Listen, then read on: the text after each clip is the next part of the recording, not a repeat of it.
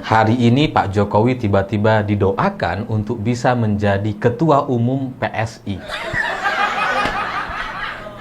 Apalagi nih? Ya karena Pak Jokowi sampai sekarang masih belum menjadi anggota partai manapun gitu, tapi tiba-tiba didoakan menjadi Ketua Umum PSI. Yang mendoakan atau yang berdoa ya pengurus PSI. Ya tapi memang bisa sih gitu ya, karena di PSI itu memang mekanismenya agak unik dibandingkan partai yang lain. Orang yang baru masuk sehari itu bisa tiba-tiba menjadi ketua umum partai, bisa. Kalau di partai lain nggak bisa gitu ya. Harus berkarir dan berjenjang. Tapi kalau di PSI masuk sehari bisa langsung jadi ketua umum partai, dan itulah yang dialami oleh Kaisang. Jadi ya meskipun sekarang Pak Jokowi belum menjadi anggota, nanti kalau Pak Jokowi mau jadi ketua umum partai bisa tuh. Daftar aja, keesokan harinya langsung paket kilat, langsung jadi ketum. Dan itu akan mengalahkan semua kader-kader partai PSI di manapun yang sudah bekerja bertahun-tahun, akan kalah dengan orang yang punya kekuatan logistik. Yang punya kekuatan magic gitu ya, seperti Pak Jokowi dan keluarga. Jadi ya untuk menjadi ketua umum partai PSI memang agak unik caranya. Jadi ya kalau sekarang pengurus PSI mendoakan agar Jokowi jadi ketua umum partai PSI, ya itu kayaknya bukan doa tuh. Itu kayaknya kabar kepada kita semua bahwa Pak Jokowi bentar lagi akan jadi ketua partai.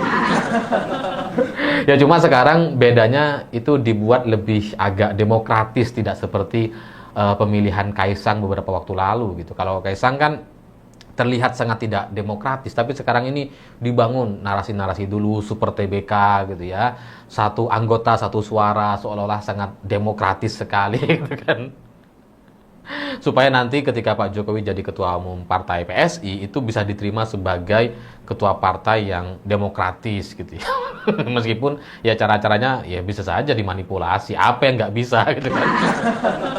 Ya karena PSI bisa jadi adalah partai yang berbeda dengan partai yang lain. Kalau di partai lain itu kan yang punya hak suara hanya pengurus-pengurusnya saja gitu. Nah kalau di PSI dia coba membangun satu cerita baru, yakni setiap anggota jadi berhak untuk memilih, punya hak suara. Ya mungkin kalau di partai lain itu tidak bisa dilakukan karena anggota atau kadernya terlalu banyak, jutaan orang di berbagai wilayah di Indonesia. Kalau PSI kan anggotanya nggak terlalu banyak ya, jadi jadi bisa lah gitu. Dibuat seperti itu masih memungkinkan karena jumlahnya sedikit gitu. Kalaupun ada bagian-bagian dari PSI yang banyak, mungkin ya balihonya gitu.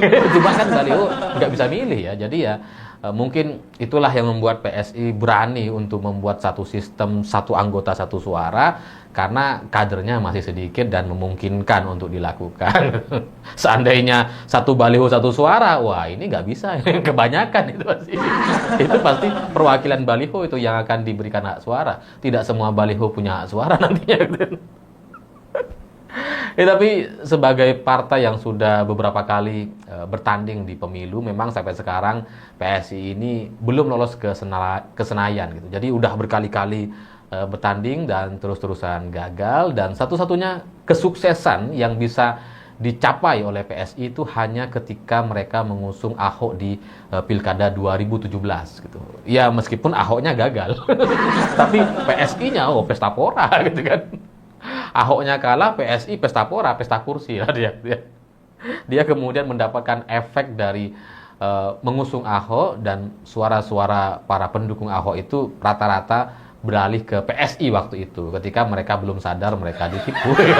Sekarang kayaknya udah mulai sadar tuh, udah banyak yang kemudian memahami bahwa ternyata PSI ya sama aja gitu kan. Karena waktu itu ketika PSI mengusung Ahok kan dengan dengan gimmick-gimmick pengumpulan KTP Ahok gitu ya, itu membuat orang-orang di Jakarta yang sebelumnya punya referensi partai lain itu jadinya memilih PSI itu. Pokoknya PSI itu menyedot banyak sekali orang dari berbagai partai. Makanya kemudian dia sampai bisa punya kursi di DPRD sana. Tapi ya pada akhirnya setelah itu banyak dari orang-orang atau pemilihnya kemudian menyadari bahwa ya PSI yang idealis, yang sangat baik untuk masa depan bangsa dan sebagainya, itu ternyata hanya mimpi belaka. Apalagi tiba-tiba Kaisang jadi ketua partai kemarin gitu ya. Udah mulai banyak orang menyadari bahwa soal partai yang bersih, yang anak muda dan sebagainya itu ternyata hanya imajinasi belaka gitu ya. Nggak ada idealis-idealisnya. Tapi setelah itu, setelah kesuksesan itu nggak ada lagi kesuksesan yang bisa dicapai oleh PSI. Mereka gagal untuk mengajak Ahok masuk ke dalam PSI. Ahok malah justru menjadi kader PDI Perjuangan. Kemudian PSI juga gagal menggoyang Ganjar untuk bisa maju nyapres dari luar PDIP di tahun 2024 kemarin, coba digaet gitu ya. Ya meskipun Ganjarnya juga kemudian kalah seperti Ahok, tapi setidaknya Ganjar tidak keluar waktu itu dan sekarang yang tersisa hanya Kaisang gitu. Tapi itu pun ketika Kaisang jadi ketua partai dengan harapan atau imajinasi bahwa anak Jokowi, ini partai Jokowi itu nanti akan membuat PSI bisa lolos ke Senayan tahun 2024, ternyata hasil atau kenyataannya itu juga gagal. Itu ya, meskipun sempat dipompa tuh. Suara PSI itu sempat melambung tinggi dalam hitungan jam, terus kemudian ketahuan sama banyak orang, akhirnya berhenti. Akhirnya nggak lolos ke Senayan lagi. Itu seandainya nggak dipermasalahkan, nggak dilihat oleh orang-orang gitu ya, nggak diramaikan, itu mungkin hari ini PSI punya kursi itu di Senayan. Tetapi dengan segala dinamika dan kegagalan itu, hari ini kemudian Pak Jokowi digadang-gadang untuk maju sebagai Ketua Umum PSI. Ya mungkin imajinasi para anggotanya ini kalau Pak Jokowi yang jadi, ini mungkin efeknya akan lebih besar gitu. Karena kalau cuma Kaisang, itu orang nggak bisa jadi orang nggak terlalu terpengaruh atau ingin memilih PSI. Tapi kalau Jokowi yang jadi ketua partai, ini PSI bisa lolos ke Senayan ini gitu ya. Mungkin gitu ya, imajinasi para kadernya gitu ya. Terus mungkin ya karena kita udah berkali-kali ikut kontestasi, udah ikut pemilu, ini nggak lolos-lolos gitu ya, udahlah kita Jokowi aja gitu kan.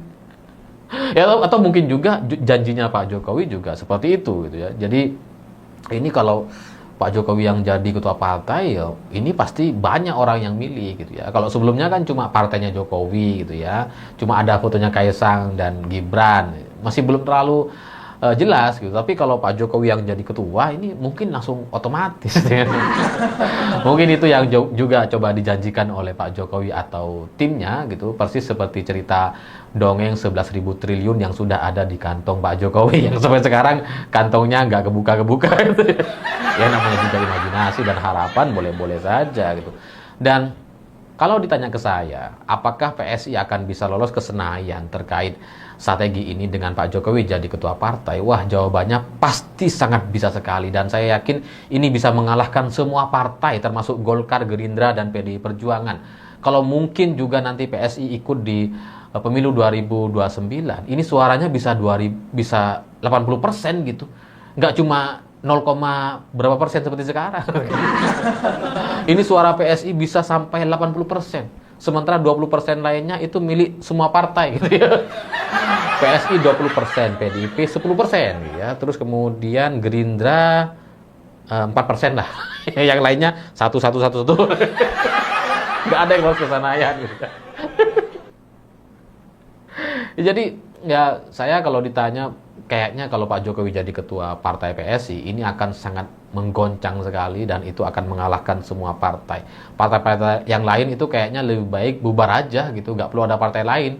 Cukup PSI di Indonesia gitu ya. Sehingga ini akan menjadi satu terobosan politik yang sangat luar biasa.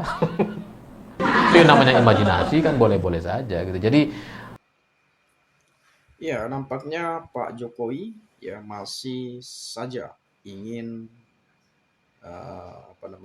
masuk dalam dunia perpolitikan ya. Dan baru-baru ini sangat viral bahwa ingin mencalonkan atau mendaftar sebagai ketua umum Partai Solidaritas Indonesia yang kebetulan pada saat ini ketuanya adalah anaknya sendiri, Kaisang Pangarep. Dan Mei kalau apa Juni atau apa itu saya lupa katanya ya. Dan ada ucapan Pak Jokowi, ya barangkali kalau saya mendaftar, nggak ada lagi yang daftar. Kayak gitu. Artinya kemenangan bisa jadi hak mutlak jatuh pada Jokowi gitu ya.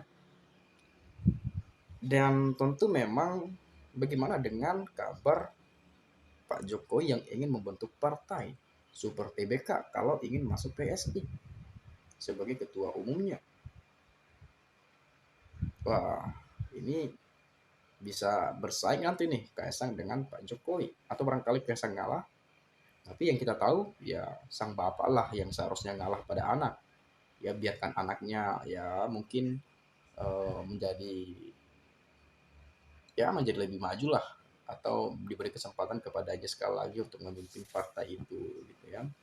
Ya tapi kita nggak tahu lah teman-teman ya. Itu hak internal dari PSI itu sendiri. Nah, penilaian teman-teman kita saya akan sampaikan kepada Anda dan kita ulas bersama di sini. Partai-partaian PSI akan mendapatkan 0,8% kalau si raja tukang pembohong, tukang ngibul Joko Widodo menjadi ketua partai-partaian PSI.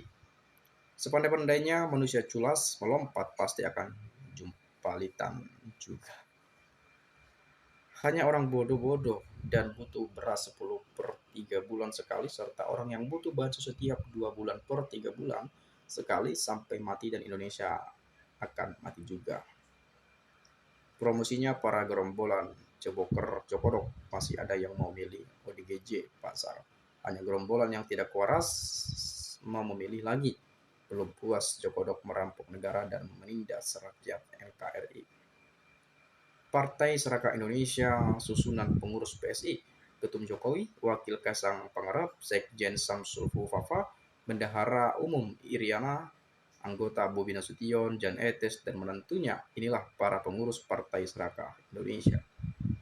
Ya nggak bisa juga gitu teman-teman, jangan berlebihan juga ya mengatakan serakah ya. Tapi kembali lagi, kalau seandainya Pak Jokowi mencalonkan, udah pasti menang atau tidak tuh, gitu ya. Atau barangkali ada nanti juga yang mendaftar calon lain, barangkali seperti yang dikatakan oleh Pak Jokowi, nggak ada nanti yang mendaftar. Kalau dia mendaftar kan kita nggak tahu juga teman-teman.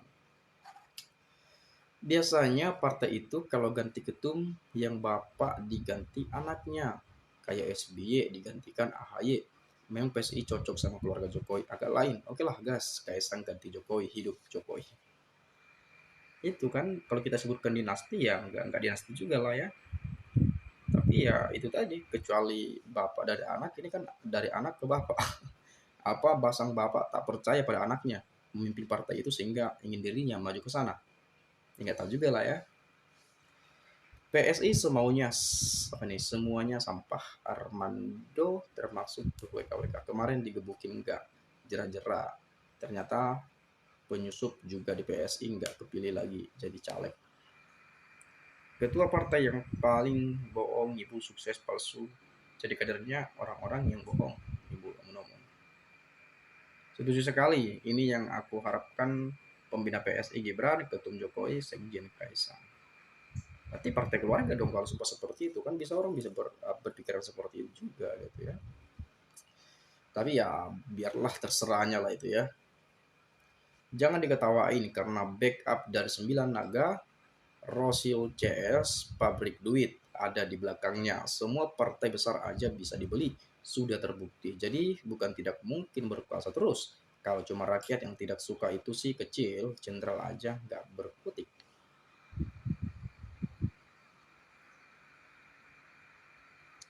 Si Mebel, si apa nih, si Bendel ya. Jokowi bikin mual lihat muka Jokowi, rasanya memuntah saking bencinya kalau di TV ada muncul muka Jokowi langsung pindah.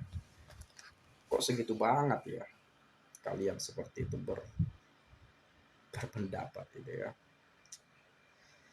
Sudah tahu halu melulu, sadar tinggal berapa lama Tuhan memanggil, kenapa tidak berjalan di jalan yang benar? Bertobatlah agar Tuhan berbaik hati mengampuni, kasihan banget. Yang pasti bulan lalu di Malang Raya berkibar-kibar bendera partai baru, Mas Alif. Namanya PSI Perorangan. Serius? Apa untuk mengecoh PDI Perjuangan ya?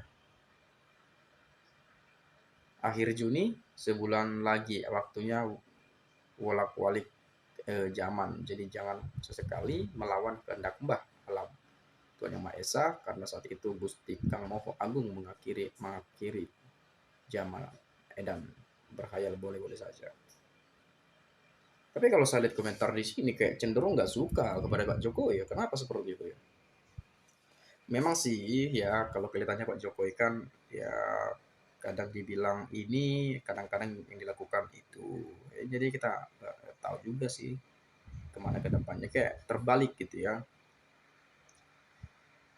PSI jadi kandang jongos-jongos dan begundalnya Jokowi, Parcok, Jokowi mania, Projo dan lain-lain. Negoro bubar apa nih? Bubar dan bubar, Koyo Nogoro Surya, adili dan penjarakan Jokowi yang mencela-mencela. Banyak sekali lah ya di sini teman-teman kita berkomentar ya, tapi saya rasa komentarnya itu aja ya. Ya, ke depan kita lihatlah benarkah Pak Jokowi masuk atau tidak, atau mempertimbangkan atau apalah itu ya. Bagaimana pendapat Anda?